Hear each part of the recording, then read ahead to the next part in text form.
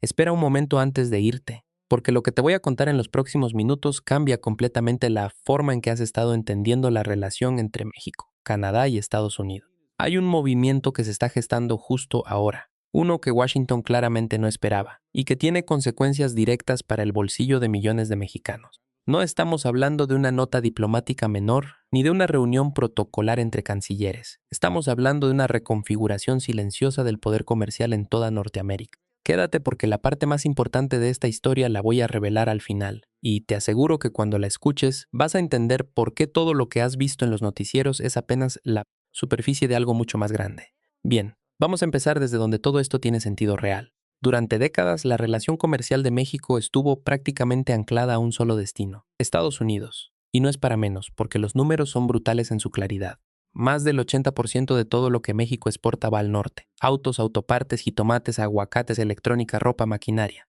Cada año México y Estados Unidos intercambian más de 600,000 millones de dólares en bienes y servicios. Es una de las relaciones comerciales bilaterales más grandes del mundo entero, y México depende de ella de una forma que no tiene comparación con ningún otro socio. El TEMEC, que antes se llamaba Telcián y que los estadounidenses conocen como UCMK, es el gran paraguas legal bajo el que opera toda esa dinámica. Ese tratado define las reglas del juego.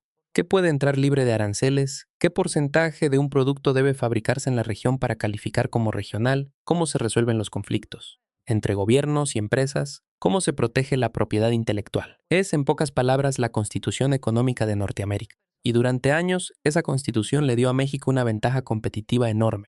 Las empresas extranjeras llegaron a instalar fábricas no solo por los salarios, sino porque producir en México significa acceso preferencial al mercado más grande del mundo. Eso generó empleos, generó inversión, generó ciudades enteras que crecieron alrededor de la manufactura de exportación: Monterrey, Guadalajara, Saltillo, Tijuana, Ciudad Juárez. Toda esa dinámica de crecimiento tiene al TEMEC como columna vertebral. Pero algo empezó a cambiar cuando Donald Trump regresó a la Casa Blanca. Y cuando digo algo, en realidad estoy diciendo casi todo.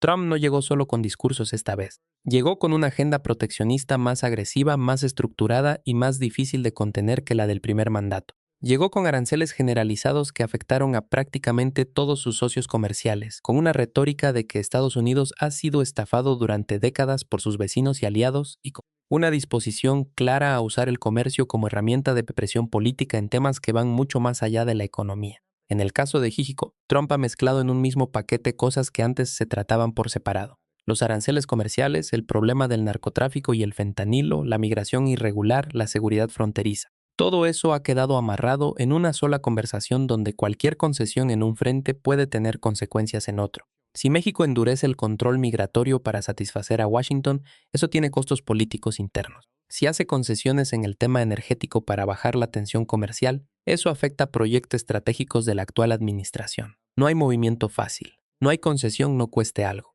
Y México ya había vivido esto en el primer mandato de Trump, lo que significa que la administración de Sheinbaum llegó al poder sabiendo perfectamente lo que venía. La pregunta no era si Trump iba a presionar. La pregunta era cómo responder de la manera más inteligente posible. Y la respuesta que están construyendo tiene un nombre que pocos esperaban escuchar con tanta fuerza: Canadá.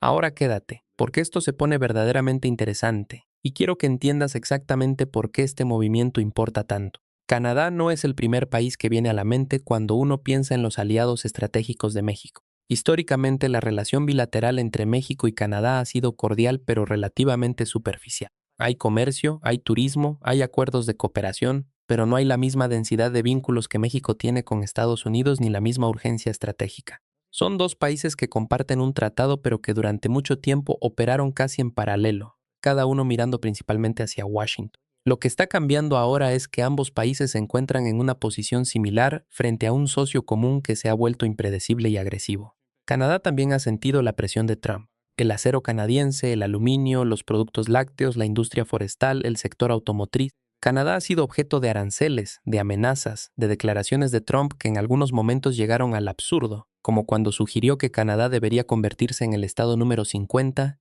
y uno de Estados Unidos. Eso puede parecer una broma, pero en términos diplomáticos fue una señal muy clara de cómo Washington ve a sus vecinos del norte en este momento. Entonces lo que está pasando es que México y Canadá, dos países con economías muy distintas, con culturas muy distintas, con sistemas políticos muy distintos, están encontrando un terreno común en algo muy concreto: la necesidad de preservar el TMEC como instrumento funcional y de resistir juntos las presiones unilaterales de Washington. Las conversaciones entre los equipos de Claudia Sheinbaum y el gobierno canadiense han girado alrededor de varios ejes. Primero, cómo coordinar posiciones legales dentro del TMEC para usar los mecanismos del tratado de manera más efectiva. Segundo, cómo construir una relación comercial bilateral más robusta entre México y Canadá que no dependa únicamente del triángulo con Estados Unidos en el centro. Y tercero, y esto es quizás lo más importante, cómo llegar juntos a la revisión del tratado en 2026 con una posición más cohesionada y más difícil de fragmentar.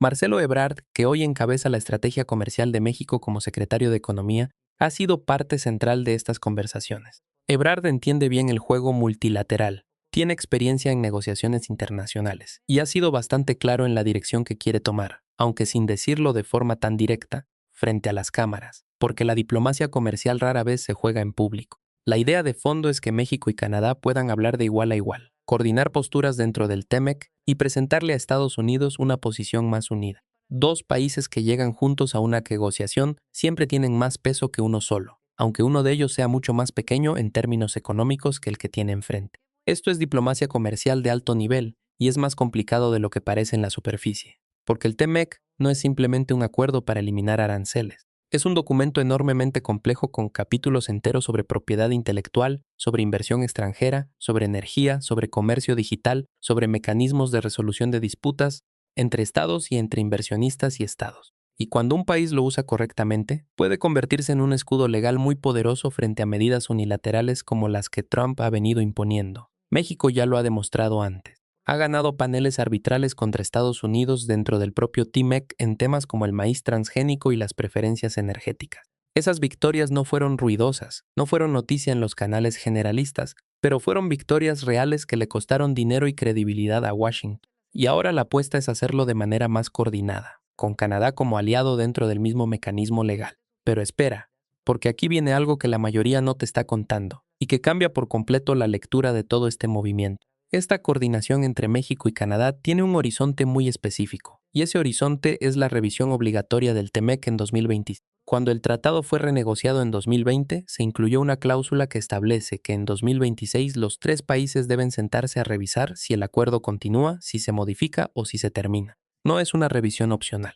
Es un mecanismo automático que obliga a los tres gobiernos a enfrentarse de nuevo en las mesas de negociación. Y Trump lo sabe. De hecho, varios analistas en Washington y en centros de investigación especializados en comercio internacional han señalado algo que resulta muy revelador. Parte de la presión que Trump está ejerciendo ahora, en este momento con los aranceles, con las declaraciones duras sobre el narcotráfico, con las exigencias de seguridad, puede ser leída como una estrategia de negociación anticipada, como una forma de llegar a 2026 con México y Canadá ya desgastados, ya acostumbrados a ceder, ya dispuestos a aceptar condiciones que en un escenario normal nunca aceptarían. Es una táctica que Trump ha usado antes en los negocios y en la política. Crear presión artificial, generar incertidumbre, hacer que el otro lado esté dispuesto a firmar cualquier cosa con tal de que pare el ruido. Y en una negociación comercial de esta magnitud, esa táctica puede ser devastadoramente efectiva si el otro lado no llega preparado. Por eso lo que Sheinbaum está haciendo al acercarse a Canadá cobra una dimensión completamente diferente cuando se ve con este lente.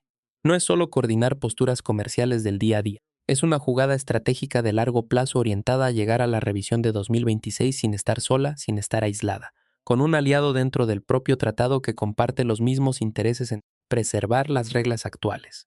Ahora, en el otro carril de esta historia, ¿qué está haciendo México frente a Trump de manera directa? Porque Sheinbaum no ha apostado todo a la confrontación, y eso también es parte de la estrategia. Ha habido conversaciones directas entre Sheinbaum y Trump, conversaciones que al menos en términos públicos han logrado bajar algo la temperatura en los momentos más álgidos. México ha enviado señales de cooperación en el tema del narcotráfico. Ha mantenido ciertos flujos migratorios bajo control como parte de una negociación implícita. Ha mostrado disposición a trabajar en conjunto en temas de seguridad fronteriza. Todo eso a cambio de que Washington no escale los aranceles a niveles que serían económicamente insostenibles para México. Es una política de dos carriles que requiere un equilibrio muy delicado. Por un lado, mantener una relación funcional con Trump para que las tensiones no exploten en el corto plazo. Por el otro, construir silenciosamente con Canadá una posición más fuerte para el momento en que realmente importe, que es 2026. El problema es que esos dos carriles a veces van en direcciones que pueden tensarse entre sí. Si México se acerca demasiado a Canadá de manera visible, Trump puede interpretar eso como una provocación y endurecer su postura. Si México se muestra demasiado complaciente con Washington en el día a día, puede llegar debilitado a la revisión del tratado porque habrá cedido demasiado antes de llegar a la mesa. Encontrar ese equilibrio es el reto central de la política exterior económica de Sheinbaum en este momento. Y no es un reto menor. Ahora viene la parte que te prometí desde el principio, la que te va a cambiar la forma de ver todo esto. El verdadero riesgo para México en toda esta dinámica no es que Trump imponga aranceles temporales que suben y bajan según las negociaciones del momento. Ese daño es real y duele, pero es controlable. Las empresas ajustan, el peso se mueve, los mercados absorben el golpe con el tiempo. No es agradable, pero México lo ha vivido antes y ha sobrevivido. El verdadero riesgo, el que debería preocupar a cualquier mexicano que entienda cómo funciona la economía del país, es que en la revisión del TEMEC en 2026, Estados Unidos logre modificar las reglas estructurales del tratado de tal manera que México pierda ventajas competitivas que tardó décadas en construir. ¿Qué significa eso en términos concretos? Significa reglas de origen más estrictas en el sector automotriz que exijan un porcentaje mayor de contenido fabricado en suelo estadounidense, lo que haría que muchas plantas en México dejaran de ser rentables para los fabricantes globales. Significa restricciones en el capítulo energético que afecten la capacidad de México para atraer inversión extranjera en petróleo, gas y energías renovables. Significa cambios en los mecanismos de resolución de disputas que dejen a México más expuesto ante decisiones unilaterales de Washington sin los mismos recursos legales para defenderse. Significa, en el peor de los escenarios, un tratado que sigue llamándose TEMEC, pero que en la práctica funciona de manera muy distinta al que existe hoy. Eso no sería un arancel temporal, sería un golpe estructural al modelo económico que México ha construido desde los años 90.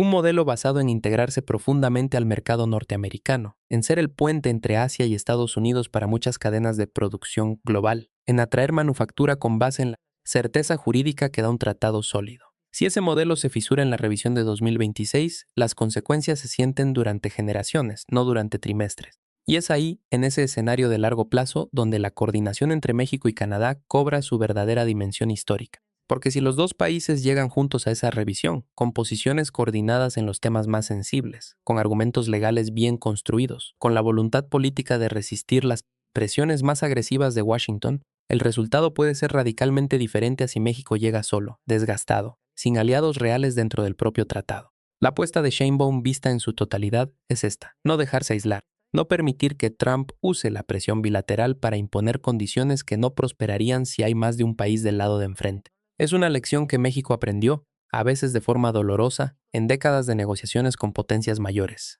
La fuerza del más pequeño no está en enfrentarse directamente al más grande. Está en construir coaliciones, en usar las reglas existentes con inteligencia, en llegar preparado a la mesa. ¿Va a funcionar? Esa es la pregunta que nadie puede responder con certeza todavía. Hay demasiadas variables en movimiento. La política interna de Estados Unidos puede cambiar.